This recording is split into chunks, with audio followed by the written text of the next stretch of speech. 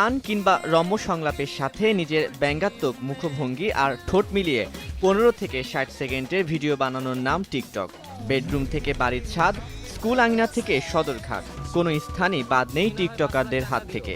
টিকটকের এই খেলায় মেতে আছে শিক্ষার্থী, শিল্পী, তারকা, চিকিৎসক সহ বিভিন্ন শ্রেণী পেশার মানুষ। ডুবে যাব না তো, কুমির খেয়ে নিবে না তো, ম্যাগনা আছি গায়স। ব্যঙ্গাত্মক রম্য সংলাপের আড়ালে আসলে কি হচ্ছে টিকটকে? অ্যাপসটি নিয়ে ঘাটাঘাটি করলে দেখা যায় অশ্লীলতার এপিঠ আর ওপিঠ হলো এই মাধ্যমটি। শরীরের বিশেষ অঙ্গ প্রদর্শন, অদ্ভুত ও অযৌক্তিক সংলাপ, গুজব বা উদ্ভট চুলের প্রদর্শন সহ নানা রকম পাগলামির মাধ্যমে কে কত ভিউ আর ফলোয়ার বাড়াতে পারে তার এক অঘোষিত প্রতিযোগিতা। যদিও এসব বিষয় মানতে নারাজ টিকটকাররা। আসলে টিকটকারদের আছে নানা রকম গ্যাং বা গ্রুপ। যোগাযোগের জন্য রয়েছে মেসেঞ্জার চ্যাট গ্রুপ, যেখানে নানা রকম অবৈধ কর্মকাণ্ডের আলাপ আলোচনা চলে রাতভর। অভিযোগ আছে টিকটক ব্যবহার করে অনেকেই জড়িয়ে পড়েছেন চাঁদাবাজি, মাদকসহ নানা অবৈধ কাজে। টিকটক পার্টির নামে জুয়ার আসর, মাদক কেনাবেচা আর সেবনের কার্যক্রম চলে হরহামেশা। এসবের সাথে গুটি কয়েক টিকটকার সম্পৃক্ত বলেও স্বীকার করেছেন টিকটকাররাই। কিছু কিছু আছে, এরকম গ্রুপ আছে, আমাকেও অ্যাড দেয়, ওকেও অ্যাড দেয়, অনেক গ্রুপ আছে। তো তাদের অনেকে চিনি না, অনেকজনকেই চিনি না। অ্যাড দেয়া অনেক রকমের কথাবার্তা হয়, পরিচিত হয় সবাই। তারাই বেশিরভাগ পরিচিত হওয়ার পর পার্টির ব্যাপারে কথাবার্তা বলে দেন, অনেক কথাবার্তা বলে, কলে আসে সারা রাত, কোথায় পার্টি হবে, কয় তারিখে কি পার্টির কার্ড, এইসব বিষয় নিয়ে কথাবার্তা হয়। এটা আমি নিজেও দেখছি, আমাকে গ্রুপে অ্যাড দিছিল কিছু গ্রুপে। বর্তমানে টিকটক যেহেতু মোস্ট ট্রেন্ডিং একটা অ্যাপস, এখানে এসে অনেকে এই যে খারাপ কাজে জড়িত হয়ে যাচ্ছে, এই যে ছোট ছোট ছেলেমেয়ের অনেক অশ্লীল কাজ করতেছে, এই যে মাদক নিচ্ছে বা এই যে খারাপ কাজে জড়িত হচ্ছে, আবার এই যে কিশোর গ্যাং তৈরি হচ্ছে, আর মানে এইটাই হচ্ছে আর এদিকে রাস্তাঘাটে যেখানে সেখানে টিকটকারদের শুটিংয়ে বিরক্ত অনেকেই। হাঁটতে পারি না, চলতে পারি না, জেনে এনে যাই খালি টিকটক। সকাল থেকে শুরু করে এই রাস্তাটার নামও দিয়ে দিতে টিকটক পাড়া। পুলিশ তো কিছু বলে না, মানে মাঝে আগে বলতো পুলিশ দাবন মোড় দিতে, এখন কিছু করে না। ওরা রাস্তা দখল করে, ওরা ভিডিও করে, আমরা চলাফেরার সমস্যা হয়। আমরা চাই ওদের ভিডিও বন্ধ হোক, অথবা ওদের আলাদা একটা প্লেতে নিয়ে যাওয়া হোক। উঠতি বয়সে ছেলে মেয়েদের বাস্তবতা থেকে দূরে ঠেলে দিচ্ছে এই টিকটক। সন্তানদের এমন হাল নিয়ে কতটা অবগত অভিভাবকরা?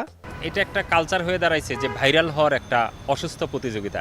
লাইক, কমেন্ট বা ভাইরাল হওয়ার জন্য এই একটা হাতিয়ার হিসেবে ব্যবহার করতেছে, এবং একটা অসুস্থ প্রতিযোগিতা, যেটা বলতে পারেন যে সেক্সুয়াল হ্যারাসমেন্ট বেড়ে যাচ্ছে। বা আমি অনেকগুলো ক্রাইমের কথা পড়েছি, এবং খুব বড় বড় গ্রুপে বা পেজে আমি যেই পোস্ট বা কমেন্টগুলো দেখেছি একাধারে, কোথাও আমি পজিটিভ কিছু পাইনি। নেগেটিভ তো বটেই, এমনও বলছে যে এই মেয়ে বিয়ে করা যায়, বলছে না, এটা সম্ভব না।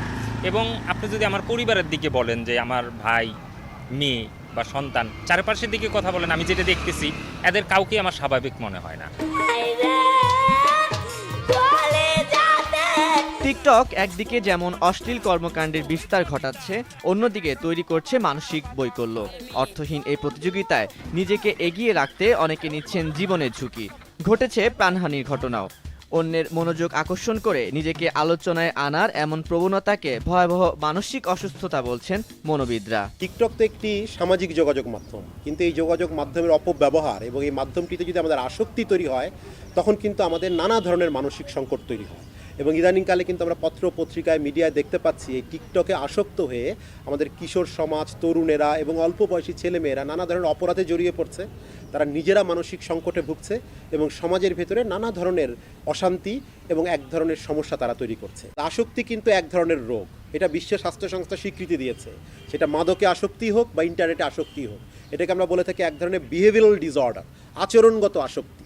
এই আচরণগত আসক্তিতে দূর করার জন্য তাদেরকে উপযুক্ত চিকিৎসার আওতায় নিয়ে আসতে হবে, এবং এই চিকিৎসায় মনোচিকিৎসকের ভূমিকা রয়েছে, এই চিকিৎসায় কাউন্সিলিংয়ের ভূমিকা রয়েছে, এবং এই চিকিৎসায় বাবা মার আচরণ পরিবর্তনের ভূমিকা রয়েছে। অর্থাৎ একটা হলিস্টিক অ্যাপ্রোচ, সবাই মিলে একসাথে যদি চেষ্টা করা যায়, যারা ইতোমধ্যে আসক্ত হয়ে গেছেন তাদেরকে সুস্থ করে তোলা অবশ্যই সম্ভব। 2016 সালে চীনে টিকটকের জন্ম, অথচ সেই চীনেই টিকটক নিষিদ্ধ। 21 সালে এসে সর্বাধিক মোবাইলে ডাউনলোডকৃত অ্যাপসের খেতাবটিও কিন্তু গেছে এই টিকটকের ঘরেই। সময়ের সাথে সাথে টিকটক এখন একটা সামাজিক ব্যাধিতে রূপ নিয়েছে বলে ধারণা করছেন সংশ্লিষ্টরা। এই সামাজিক ব্যাধিকে রুখতে হলে সবার আগে এগিয়ে আসতে হবে অভিভাবকদের, সচেতন হতে হবে খোদ টিকটকারদেরই। তানভীর হাসান, সময় সংবাদ, ঢাকা।